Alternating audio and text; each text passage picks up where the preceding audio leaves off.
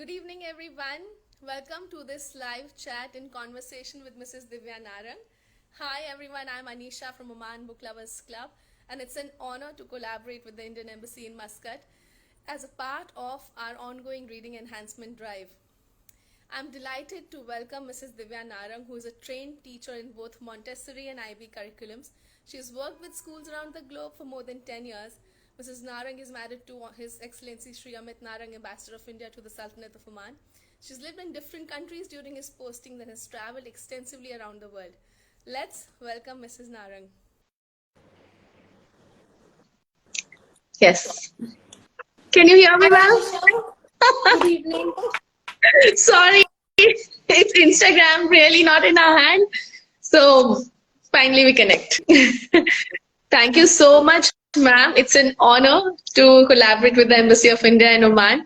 And so without further ado, as our followers have been joining and waiting, ma'am, let's start with hearing from you a little bit about you and your love for books and reading. What is your connection with reading and books? Anisha, that's a very fancy word, love for books. I don't have any love for books, or at least didn't have one growing up. We had nothing to do but to read. I mean, in my family, I'm just saying that as a family, as a school, we had one library, which was the school.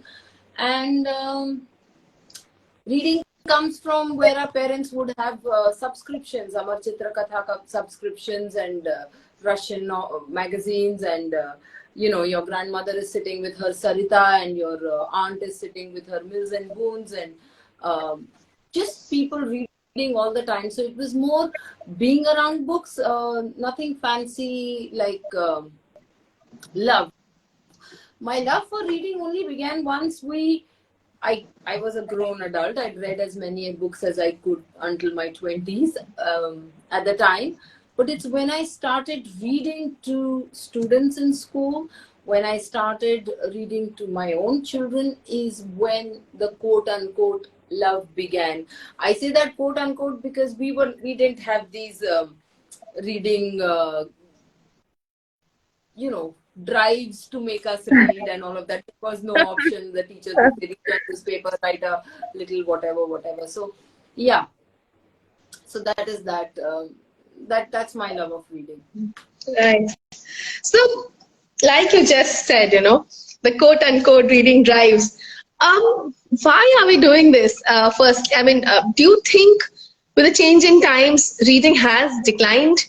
Why reading is important? Why has it declined? If so, why has it declined? And why are we talking so much about reading? Why are we making these clubs like ours? Why are we doing these drives? I mean, what is your opinion? Why reading is important? That's such a loaded question. And I don't think I have the answer to all of it. Having said that, why is reading important? Because without reading, we read so that we know how to write, right? And then once we know to write, we will have something to read. It is like, why do we learn cooking? We learn to cook so that we can eat it, and once we've eaten it, we know how to do it better, and we cook. So it's a catch-22 or this thing. So yes, first of all we just need to read so that we can all write. Now I know a lot of you will think, why do we need to write at all? That is also a very loaded answer. Why do we need to write? Everybody needs to write or speak.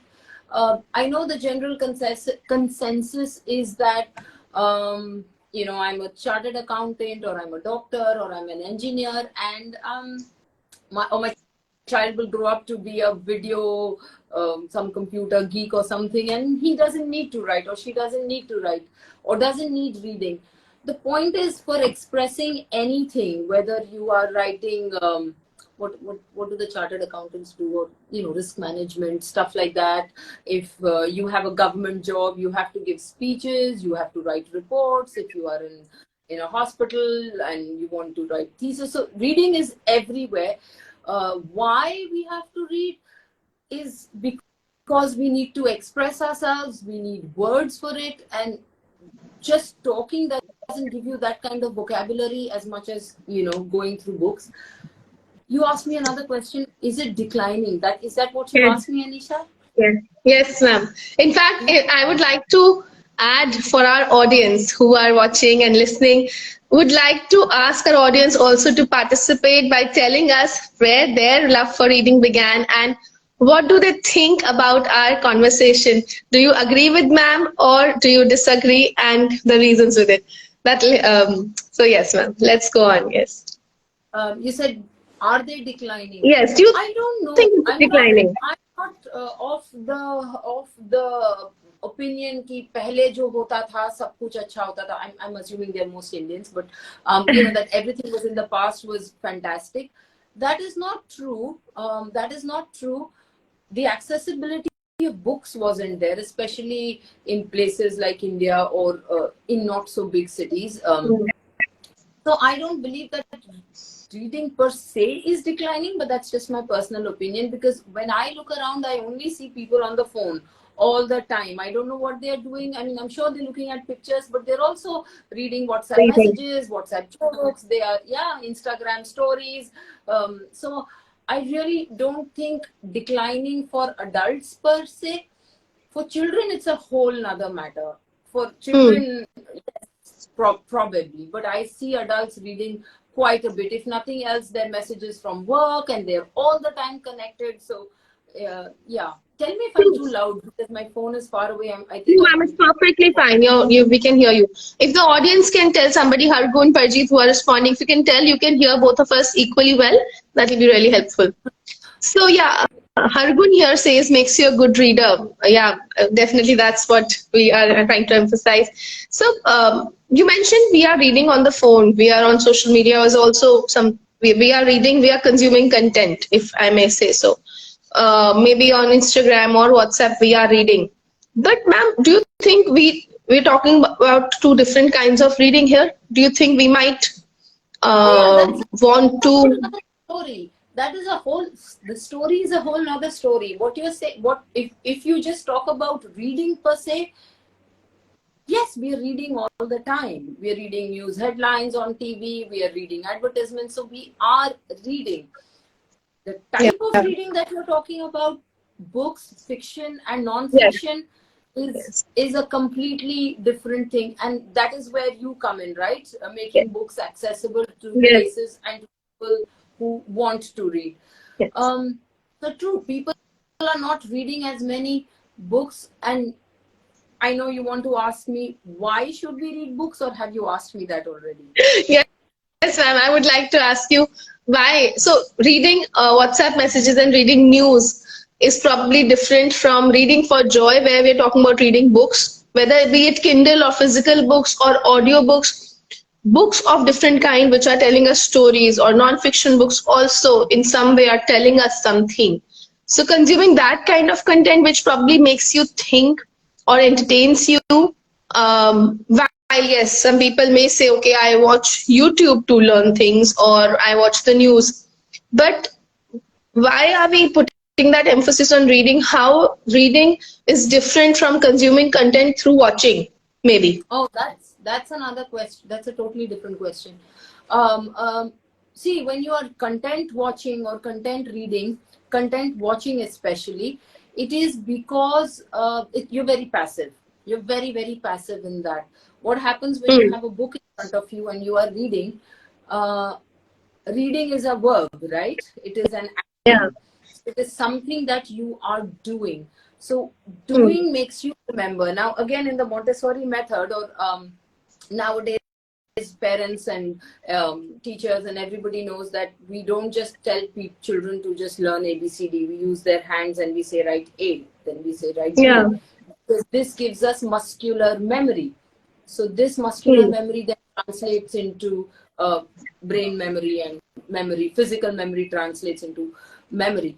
So that is what reading is. That first you read aloud, and then even if you are not reading aloud, you're just reading in your mind. The point is hear your voice in your mind, which basically is you are reading. So you are actively doing something. Correct. And especially for formative brains, children who are learning and growing. As an adult, you can't do much. If you don't read, you don't read. Like, that's it. But yes, for children who are growing and learning, reading for themselves is very important, and learning from content. I don't know what the studies are on this, but I've watched a lot of National Geographic videos, and I have watched a lot of documentaries. I don't remember what the running speed of a cheetah is by watching a documentary. Okay, I've watched those documentaries. But yes, when you read a book, whether it is non-fiction or fiction, and it says a cheetah runs so many miles per hour, and then it again comes, he could kill the deer because the deer was slower than him at so many miles per hour, that miles will stick in your head. It's just an example, but that is where that is where reading comes in, and it being active. Correct. You said another, I think you asked something else, but anyway, go ahead, I forget. Yeah, my parallel universe here adds that reading should be for joy. So anything and everything we should read, of course. Yes, yes. VLN Book Review says you can have your own imagination of characters, location, and atmosphere, and so on. There is something I really agree with, which is the difference between watching. This is an example we took in a recent session we conducted. Watching Harry Potter and reading Harry Potter, what's the difference? So, you build your own, and I think the imagination develops when we're reading more. What do you think, ma'am, on that? Yes, it's not just the imagination, it is, see, it's not just the imagination. That is a very important part, that when you read, you picture things, you learn your own voice and you read your, which is fair enough. But the other thing with reading a book, now, since you picked up Harry Potter, first of all, a movie or an adaptation or whatever has to be condensed. It has to be done in 2 hours, 3 hours, whatever. Correct. A book, no matter how thin or how big, you can take months to read it, weeks to read it, days to read it. You can just go through it, the first time. So that much more. But even a book to produce, somebody has thought it out for years, usually, if not for months. I'm talking about good books. I'm not talking about, a book. So any good book that we're talking about takes months, takes a lot of experience from the author itself, his ideas, his culture, his tradition, what he has noticed. Then the language is fantastic, the cadence, the beauty, because he has to, try writing a paragraph of 150 words. It is excruciatingly difficult to put across an idea. So a book of 270 pages or 400 pages, and then a book goes through a rigorous process.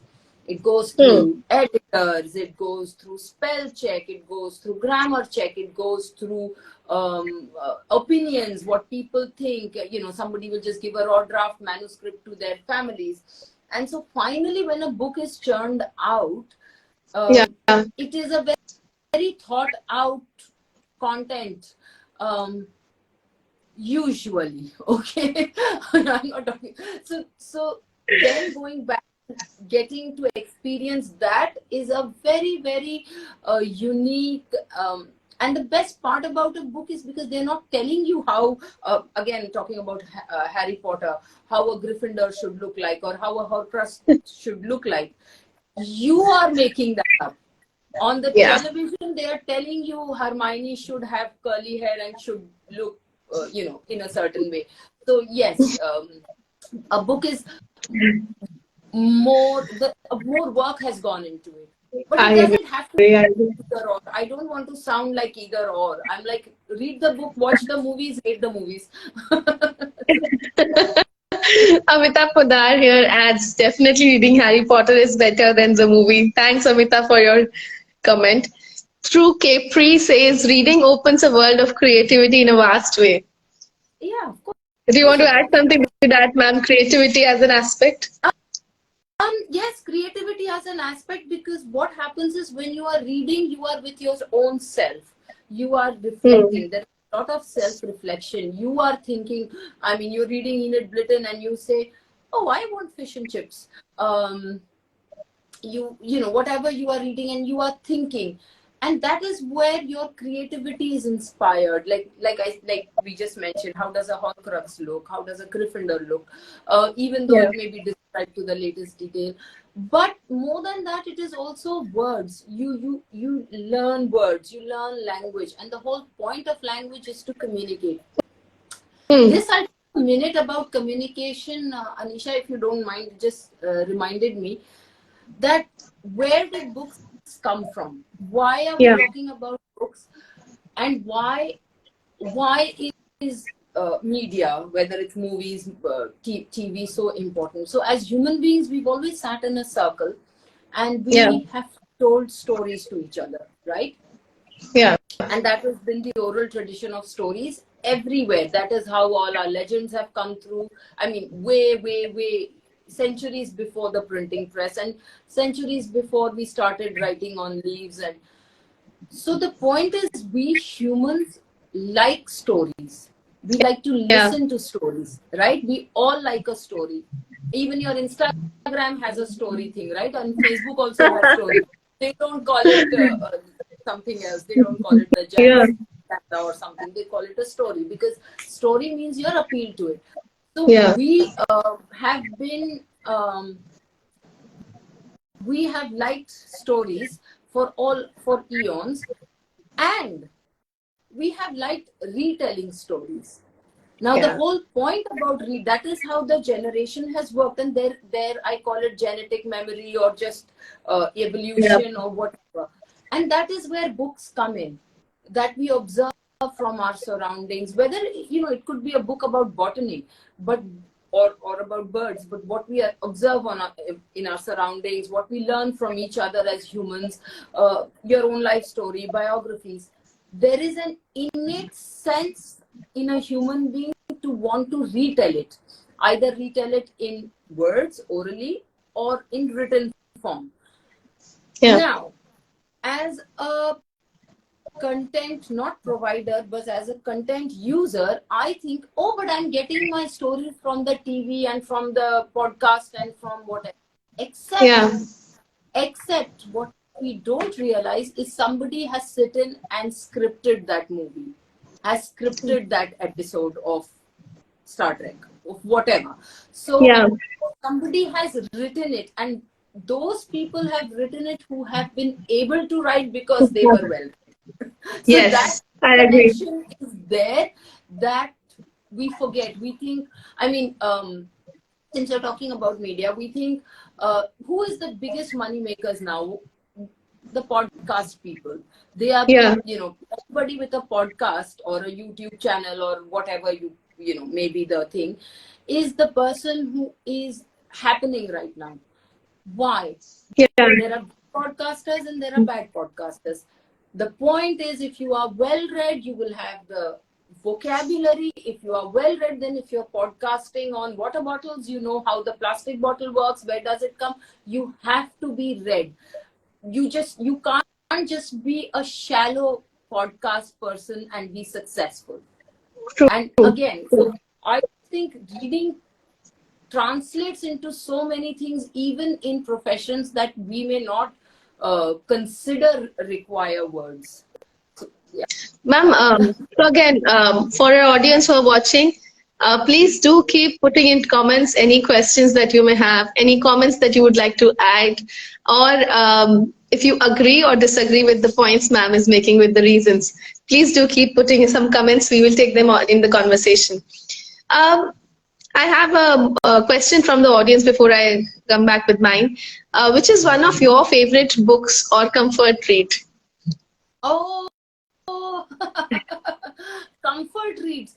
Right now, it is. We read as a family these days. We can talk about read aloud later, but Sherlock Holmes, if that Wow. matters. The complete works of Sherlock Holmes. So yeah, that's our comfort read for now. And what was the other question you said? Favorite Yeah, your books? favorite book. Yeah. No.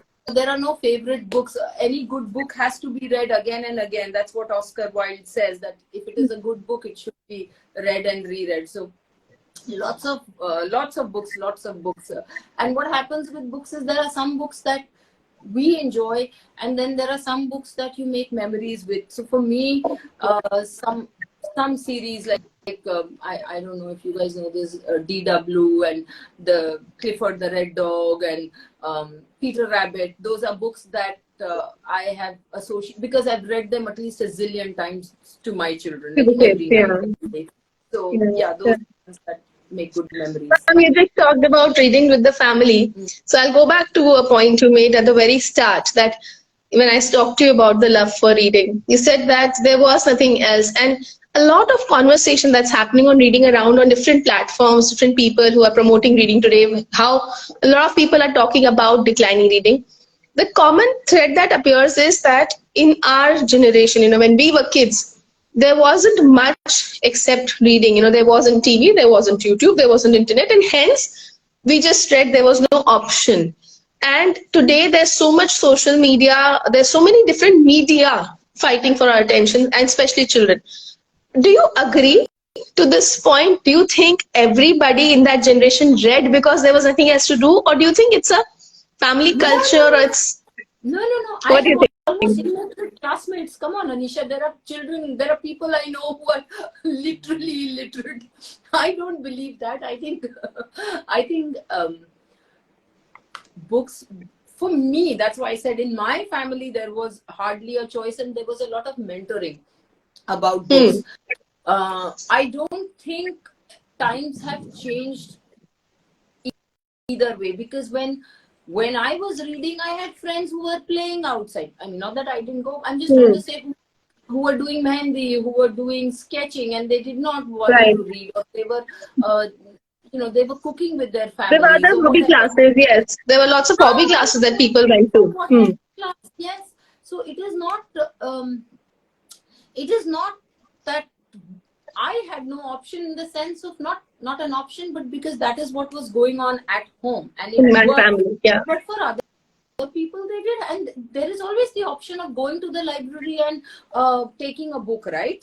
Taking a book out, and there were, I had classmates who never did that, who never bothered. So it would always be, "Acha, you also take a book and put it in my bag, and then I'll make sure I'll return it on your name." So it was always like that. So similarly, I think now everybody says, I'm talking about children, okay? Again, not about adults. That, there is the social media, and then how does your child get social media? How does your child get TV? And I mean, that I don't, like, people say as if it exists. Yes, it exists, but it doesn't need to reach your child. And I'm not talking about, I'm not like 80 years old.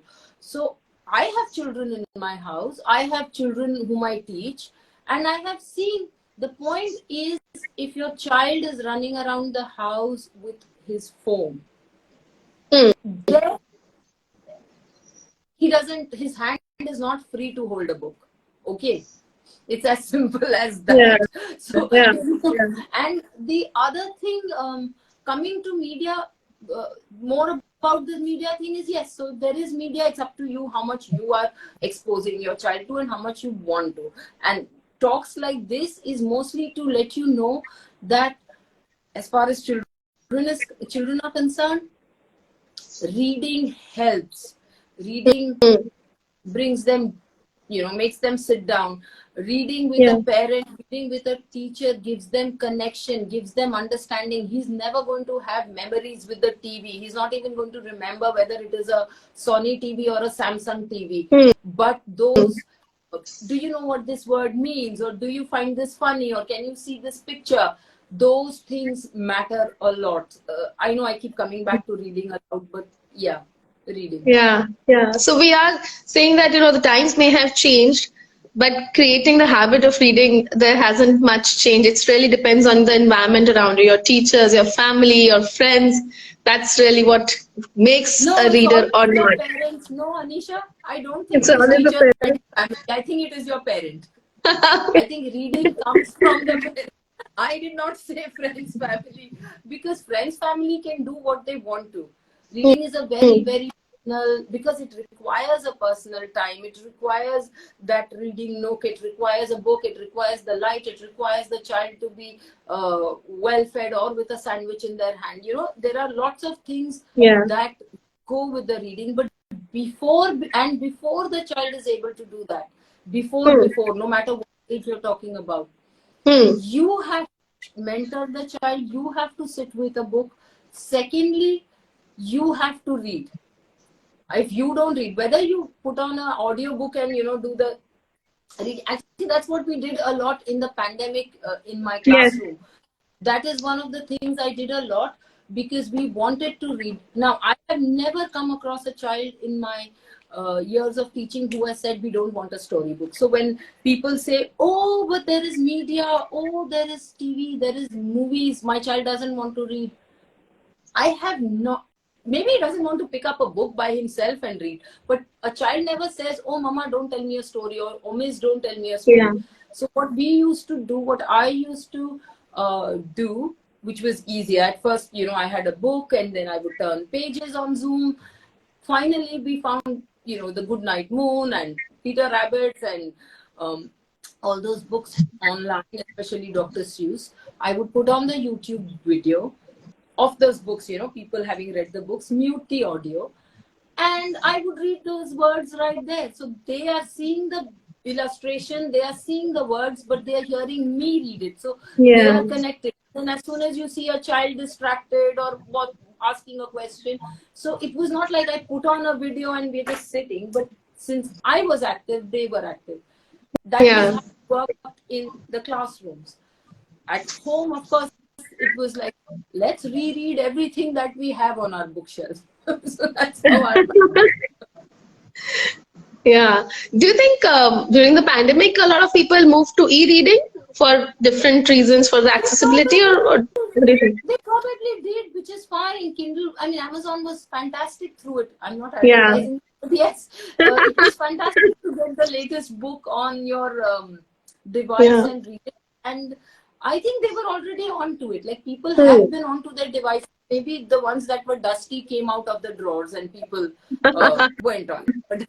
So, correct. I have a comment from Love for Paperbacks. That's one of our members, Farzana. Agreed, if there's no well-read writer, the movie will, behind the movie, it will absolutely fall flat. Absolutely. Yeah. Absolutely. My parallel about Harry Potter, if J.K. Rowling had not studied every aspect of Tolkien, there's no way she could have created those characters, right? Yeah. So, it's evident. Yeah. My parallel universe adds that Sherlock Holmes is her son's favorite these days. Even a bedtime story should be about Sherlock, and the son is 6 years old. Oh, that's lovely. That's such a cute age where you can make up whatever story you want and you can get away with Sherlock. One more comment from my parallel universe. Maybe as a parent, we have realized that learning happens through fun and play. So through books and stories, we are trying to inculcate many more important things in our families. Oh yeah, that is absolutely true. Whenever I have a problem in my raising my own children, or even in school, a book. And the best part is there are books for everything. So it was like, I had a daughter who was 2 years old, and when I was having another child, so one of the gift things that I had in her gift bag was Brothers Are to Make Mud Pies. There is a book like that. And it was fabulous because when the brother was born, she was reading, oh, aren't you going to do this with the brother? And so once just seeing it in the book, it just changes everything. Even going for the first day of school, there was a French book, which was totally in French, which I picked up from a flea market. But my children didn't speak French at the time. But I just read it to them in English, and it was about the worries about first day of school. And we had it for years, and one of the worries is, oh, how will I go to the toilet there? And then the book says there is a small one. Oh, how will I eat there? Oh, then there is this. So all their worries, and what if you forget me? What if mama does not come to take me? So, yes, so they are perfectly fine for addressing all sorts of issues. Books are the best, thing to follow on. There's an interesting question from one of the members, Hargun. She asks, if we don't like to read and actually want to encourage ourselves, on how to read and fall into the habit, what is the first step that we could probably take to make us fall in the habit and in love with reading? Somebody wants to be a reader, but is just not able to bring them to it. Oh, that is such a sweet question, Hargun. That's so sweet of you to say that. So the point about reading is one of the problems, which is either for children or for grown-ups, is you may not like the format of the book. Okay. I grew up on Amar Chitra Kathas and Tinkles and then, Phantom comics and all that. But by the time my daughter liked it, but by the time my son was 6-7 years old and we introduced that to him, he just found it too much. So similarly, you may not like the books that you are picking up. You have to try. Yeah. Who's that guy? Jay Shetty, who had written How to Think Like a Monk. Yeah, So Jay Shetty Think says, Like a Monk. Yeah. Think Like a Monk. So he says that we are answering your question, Hargun. He says he did not like storybooks. He did not like fiction growing up. He ended up liking biographies. So the point with you is, it's not like you don't like to read. You just haven't found something that you like to read. And I know you're a group, so it takes time. So you will have to go through various genres. With children, it's easier. Oh, they don't like a fiction. Give them something else. Give them a comic. Give them a magazine. Just give them anything. And Hargun, if you don't like a book, try blogs. There are such lovely, interesting blogs on whatever subject you like. I just want to say, like, I knit, right? And there is an old knitter, I'm sure she's passed away, Elizabeth Zimmerman.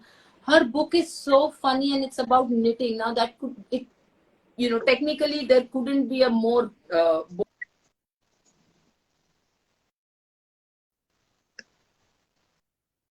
Hi.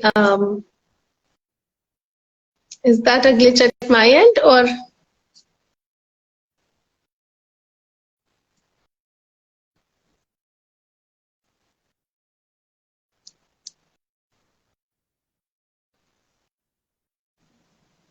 Sorry? Hi. Hi. I thought it was my internet. No. Yeah, sorry, we lost you for a second. Yeah, I was just saying that even a knitting book can be interesting. So Hargun, what you can do is find a blog, find anything. If you are already a painter, just look at books about thinking or look at blogs about painting. Sorry, not thinking. So yeah, I hope that answers your question. Yeah. I have some very interesting responses on her questions from the audience. If you don't mind, can we just read through them? It will be interesting to, some people have suggested pick up a comic book. That's my parallel universe. Yeah. That's, easier, I think, easier to consume. White Purple Zenu, that's Dr. Zainab Ansari, an author in Oman. She's complimenting us with graceful power, ladies. Thank you so much, Zainab. Bhavs 6363 suggested, I love to read Adventures of Tintin. Yes, a favorite. Yeah. All right. Hello, author Rajan is here in the live. Hi, Rajan. Thank you for joining. I think my parallel universe is responding to your point about read yourself and the kids will follow. Monkey see, monkey do. There were some interesting inputs. If they do not like to read, you can try to hear audio stories. Yes, that's another different format like ma'am suggested. Yeah. Okay. My daughter likes to read stories about different princesses. Yes, children will have different interests and it's good to let them explore what they like.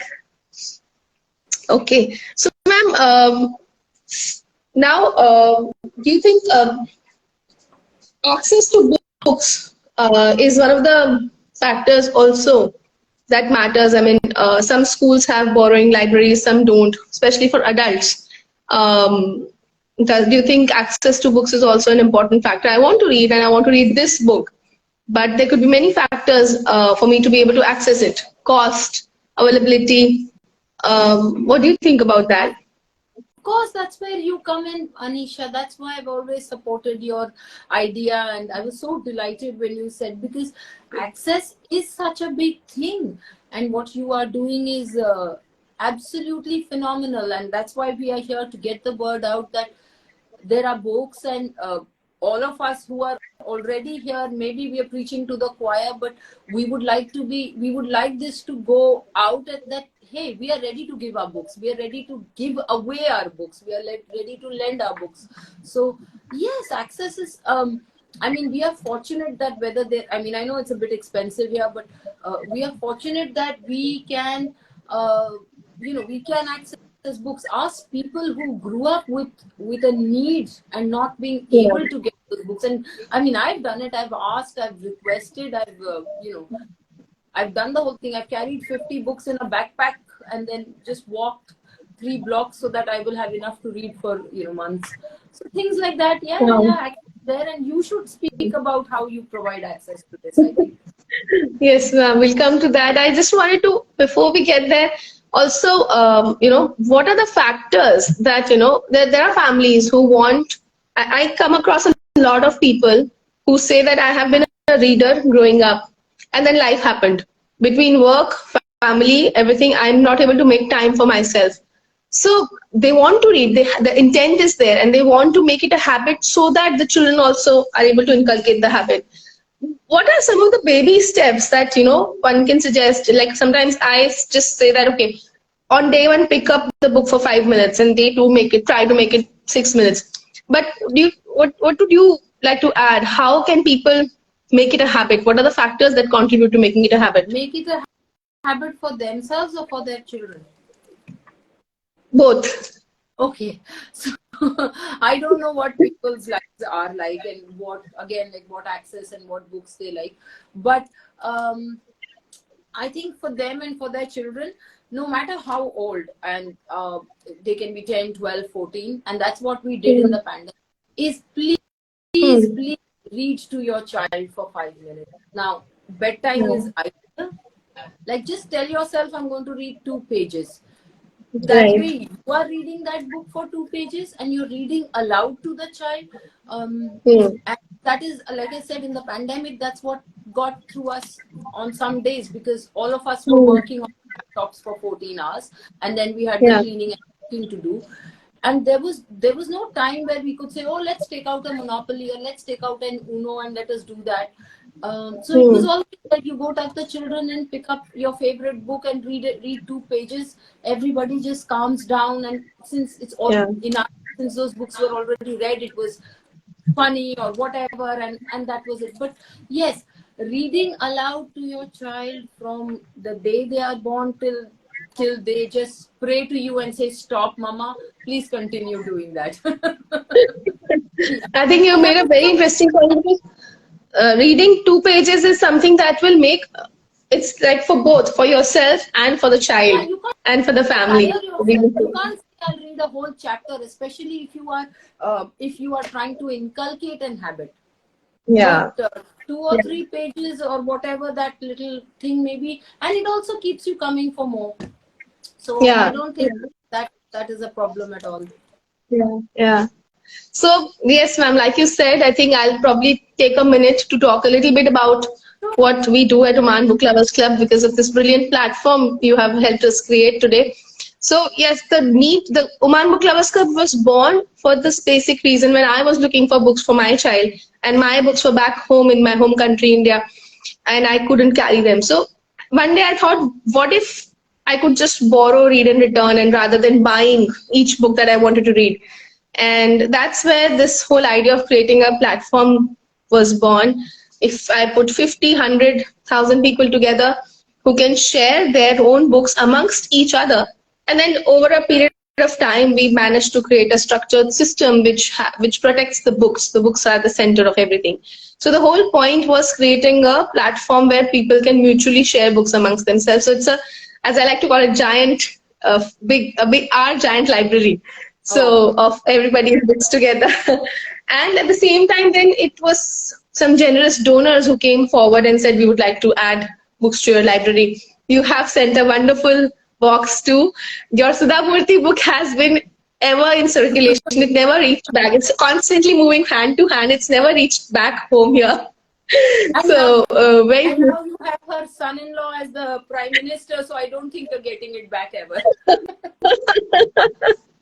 yeah. So, yes, so the drive right now, which we thought of, running through the festive season, 18th November being the Oman National Day, up till Christmas, when there's all this joy of giving is in the air.